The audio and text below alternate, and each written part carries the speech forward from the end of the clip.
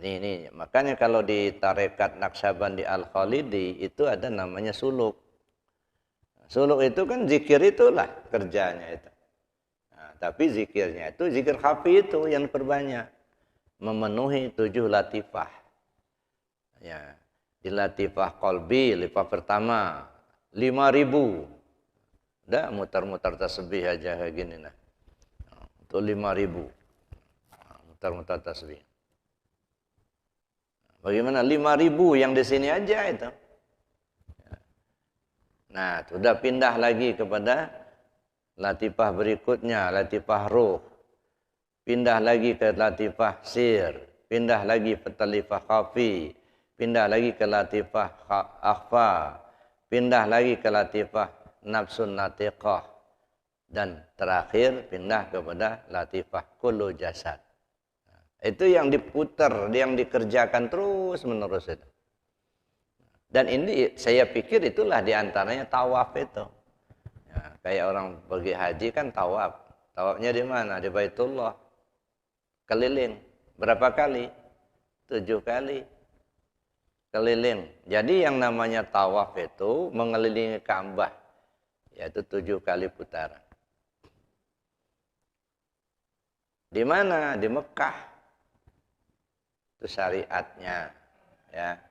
Kalau itu sekali seumur hidup aja cukup. Enggak mesti harus tiap tahun, enggak. Sekali seumur hidup cukup. Karena dia udah tahu. Makanya riyadhah itu kan. Nah, tetapi Baitullah yang ada di diri kita itu setiap saat. Cuman kadang-kadang banyak orang yang tawafnya cuma di Ka'bah di Mekah aja. Di Ka'bah di dirinya nggak pernah tawaf. Padahal di sinilah Baitullah yang asli itu ya di sini, di diri kita ini. Kalau Baitullah yang di Mekah itu dibangun Nabi Ibrahim alaihissalam. Tapi kalau Baitullah yang di diri kita ini Allah langsung yang membangunnya. Tapi banyak orang cuma tawafnya di sana. Tawaf di Baitullah di aslinya, di dirinya enggak pernah. Nah, kenapa? Ya belum menasik. Kan belum tahu.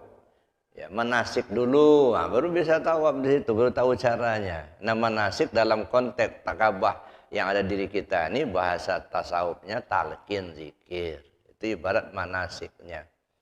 Nah, tahu mana latifah qalbi, mana latifah ruh, mana latifah sirri, khafi, akhfa, natiqah, kullu jasad. Nah, kita sudah itulah laksanakan terus itu, muter terus. Makanya ada istilah itu setelah wukuf di Arafah apa? Ke Muzdalifah, ngapain? Ambil batu. Mana batunya? Nah, kalau batu dalam syariatnya ya batu benaran di sana. Itu melontar. Nah, batu hakikatnya mana? Lafzul jalalah. Ya, sebut nama Allah di situ. Itu ibarat batunya. Nah, kalau nggak punya itu mau melempar pakai apa? Nah, itu jadi Bapak Ibu, lalu kemudian kita, kenapa itu dilakukan? Karena ibarat orang sudah wukuf di Arafah sudah sampai di puncak, Pak. Kalau sudah sampai di puncak, hanya ada 2 kemungkinan, bertahan atau turun. Nah, supaya jangan turun, maka ambil batu, lempar jamarat. Artinya godaan iblis itu lawan. Dengan apa? Dengan mendekatkan diri ke Allah. Gitu. Nah, itu namanya melontar. Gitu ya. Jadi, ya, kalau hanya sekedar menjalankan syariatnya saja, haji itu ya tidak memahami makna manasiknya, apalagi tidak terlaksana dalam kehidupan. Bagaimana mungkin kita akan dapatkan mabrur? Saya bilang untuk mendapatkan mabrur itu enggak cukup hanya berdoa, mudah-mudahan jadi haji mabrur. Enggak cukup dengan itu, harus ada upaya. Mana upayanya? Pahami makna manasik, lalu kemudian terapkan dalam kehidupan. Pasti mabrur itu. Jadi mabrur itu konotasinya ke hati. Kalau sah itu konotasinya kepada lahir syariat gitu ya. Bagaimana sah secara syariat tapi mabrur secara hakikat. Ada orang yang mabrur secara hakikat tapi dia belum ke Mekah. Ada. Banyak orang pulang dari Mekah sah hajinya tapi enggak mabrur. Itu ya.